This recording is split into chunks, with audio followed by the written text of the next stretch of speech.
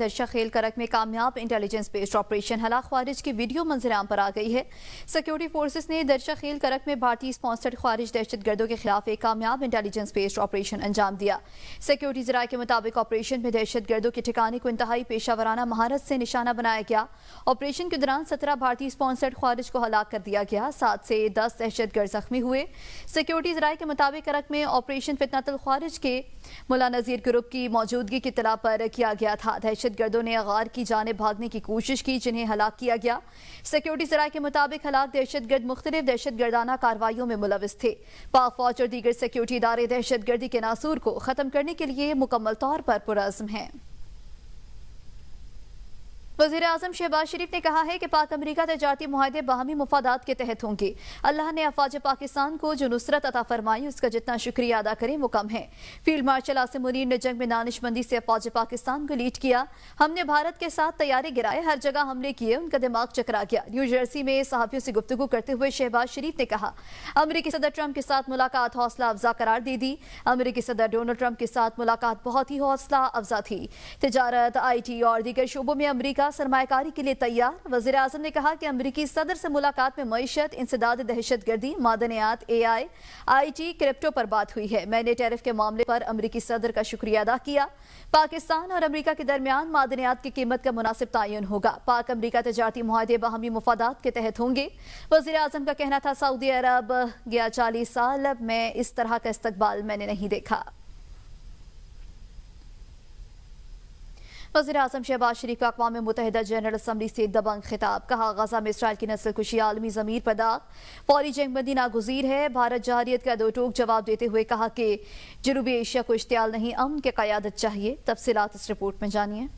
وزیر اعظم شہباز شریف نے general assembly سے خطاب میں کہا پاکستان نے بھارتی جارحیت کا بھرپور جواب دیا، دشمن کے ساتھ جنگی طیارے مار گرائے۔ بھارت نے پہلگام حملے کی غیر جانبدار تحقیقات کی بجائے ہمارے شہری اور سرحدی علاقوں کو نشانہ بنایا۔ بھارتی جارحیت سے 7 سالہ بچہ ارتضا شہید ہوا جس کا خون معاف نہیں کریں گے۔ وزیر اعظم نے سنتاس معاہدے کی یک طرفہ معطلی کو عالمی قوانین کی خلاف ورزی قرار دیتے ہوئے کہا پانی پاکستان کے 24 کروڑ عوام کی لائف لائن ہے، اپنے حقوق کا دفاع کرنا جانتے ہیں۔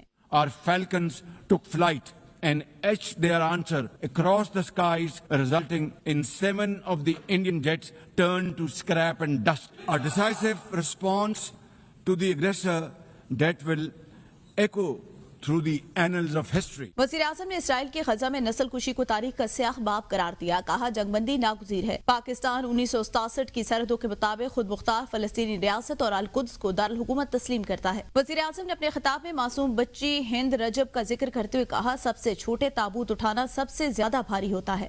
Pakistan firmly supports the demand of the Palestinian people and Al-Quds Sharif as its capital. Palestine can no longer remain under Israeli shackles. It must be liberated and liberated with full commitment and with full force. وزیر اعظم نے امریکی صدر Trump کی مداخلت کو پاک بھارت کشیدگی کم کرنے میں کلیدی کردار قرار دیا اور انہیں نوبیل انعام کے لیے نامزد کرنے کا اعلان کیا، کہا پاکستان مکالمے اور سفارتکاری پر یقین رکھتا ہے۔ صدر ٹرمپ کی بروقت مداخلت نہ ہوتی تو خطہ تباہی سے دوچار ہو سکتا تھا۔ Though in a position of strength, Pakistan agreed to a ceasefire facilitated by President Donald Trump's bold and visionary leadership. We express our deep appreciation to him and his team for their active role in bringing about the ceasefire. President Trump's efforts for peace helped avert a more threatening war in South Asia. وزیر اعظم شہباز شریف نے خطاب میں فلسطین سے یکجہتی، خطے میں امن کی حمایت اور بھارت کو واضح پیغام دیا کہ پاکستان اپنے مفادات اور اصولوں پر کبھی سمجھوتا نہیں کرے گا۔ آگے بڑھتے ہوئے آپ کو بتائیں وزیر اعظم شہباز شریف لندن پہنچ گئے ہیں۔ لوٹن ایئرپورٹ سے گاڑیوں کے قافلے میں اپنی رہائش گاہ پہنچے۔ وزیر اعظم کے ہمراہ ڈائریکٹر OPF افضال بھٹی بھی موجود تھے۔ ہائی کمشنر ڈاکٹر فیصل اور عملے نے وزیر اعظم کا استقبال کیا۔ وزیر اعظم نے جنیوا میں نواز شریف سے ملاقات کر کے ان کی عیادت بھی کی۔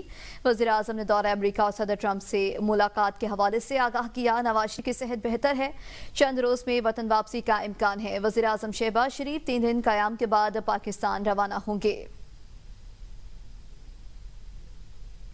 اور اب بات کریں گے ایشیا کپ کے فائنل کے حوالے سے۔ ایشیا میں کرکٹ کا تاج کس کے سر سجے گا؟ پاکستان اور بھارت ایشیا کپ کے فائنل میں ایک بار پھر ٹکرائیں گے۔ شائقین کرکٹ نے ایک بار پھر قومی ٹیم سے فائنل میں جیت کے لیے امیدیں جوڑ لی ہیں۔ پاکستان نے بنگلہ دیش کو سپر 4 مرحلے میں 11 رن سے ہرا کر فائنل کے لیے کوالیفائی کیا تھا۔ ایشیا کپ کی 41 سالہ تاریخ میں پاکستان اور بھارت پہلی بار یہ فائنل کھیلیں گے۔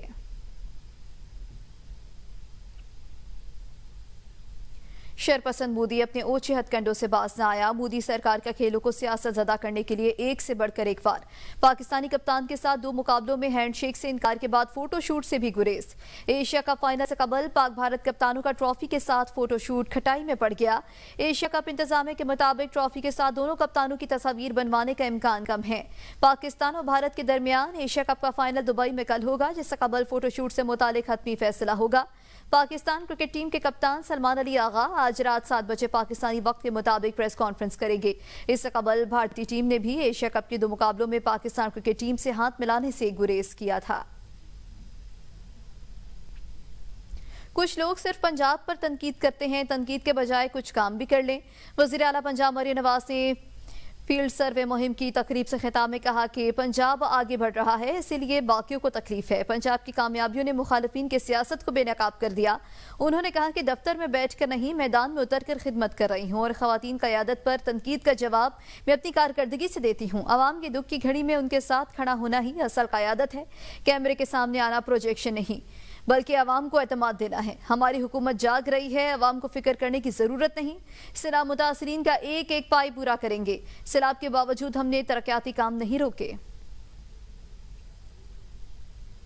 نوکر شاہی نظام انگریز چھوڑ کر گیا، نون لیگ اس کی وارث ہے، پنجاب کی نہیں۔ ندیم افضل چند کہتے ہیں کہ دکھی لوگوں کی آواز بننا پیپلز پارٹی کا آئین ہے۔ پنجاب میں آواز اٹھانا جرم بن گیا، مشکل وقت میں کسانوں کا ساتھ دینے کی ضرورت ہے۔ ہم نے بار بار کہا گندم کسان کے لیے ریڑھ کی ہڈی ہے، ہماری بات کوئی سننے والا نہیں۔ کسانوں کو پیسے نہ دے کر آج گندم درآمد کی جا رہی ہے۔ پی ٹی آئی دور میں کورونا آیا تو 1200 ارب امداد دی گئی۔ کاشتکار کو کچھ نہیں، جاتی عمرہ میں بیوروکریسی کے ساتھ میٹنگ میں فیصلے ہوتے ہیں۔ لاہور میں وزیر اطلاعات و ثقافت پنجاب اسما بخاری نے سماجی رابطے کی ویب سائٹ ایکس پر ندیم افضل چند کے حالیہ بیانات پر رد عمل دیتے ہوئے انہیں ذہنی دباؤ یا جان بوجھ کر پنجاب کے خلاف فیک پروپیگنڈا کرنے کا مرتکب قرار دے دیا۔ اسما بخاری نے کہا کہ چند صاحب ایک اچھے خاصے انسان تھے، مگر حالیہ دنوں میں ان کا رویہ غیر ذمہ دارانہ دکھائی دے رہا ہے۔ اب اس جھوٹے پروپیگنڈے کو دوبارہ پھیلانا پی کے ایکٹ کے زمرے میں آتا ہے۔ پنجاب حد کے عزت بل کے مطابق امید ہے کہ آپ کورٹ میں یہ جھوٹی خبر ثابت کر پائیں گے۔ امیر جماعت اسلامی حافظ احمد رحمان نے کہا ہے کہ امریکہ دنیا بھر میں جمہوریت کی بات کرتا ہے۔ امریکہ ہیروشیما اور ناگاساکی پر بمباری کر چکا۔ امریکہ نے ویتنام، افغانستان اور عراق پر چڑھائی کی ہے۔ صہیونی فلسطین میں نسل کشی کر رہے ہیں۔ صحافی اور انسانی حقوق ورکر سب کو نشانہ بنایا جا رہا ہے۔ لوگ بھی موجود تھے جو کہ دنیا میں اس وقت جتنے بھی چارٹر بنیادی انسانی حقوق کے موجود ہیں، اس کا اگر ہم منبع تلاش کرتے ہیں، سورس تلاش کرتے ہیں، تو ہمیں نبی پاک صلی اللہ علیہ وسلم کے آخری حج کے موقع پر اس خطبے میں مل جاتی ہے کہ ایسے شقی القلب لوگ بھی موجود تھے جو بچیوں کا پیدا ہونا انہیں گوارا نہیں ہوتا تھا، اور کچھ تو ان میں سے زندہ زمین میں بچیوں کو گاڑ دیتے تھے کہ قوموں کو آپس میں لڑواتے ہیں۔ تو جو لڑوانے والے ہیں اور ان کے اعلی کار ہیں، یہ ہمیشہ سے اسی طرح سے کارروائی ڈالتے ہیں۔ وہ اتنی پرانی بات تو نہیں ہے جب ایٹم بم پھینکا تھا امریکہ نے ہیروشیما اور ناگاساکی پر، ویتنام پہ لشکر کشی کی امریکہ نے، عراق پر لشکر کشی کی۔ یہ صہیونی اسنائپرز کے ذریعے بچوں کو نشانہ بناتے ہیں۔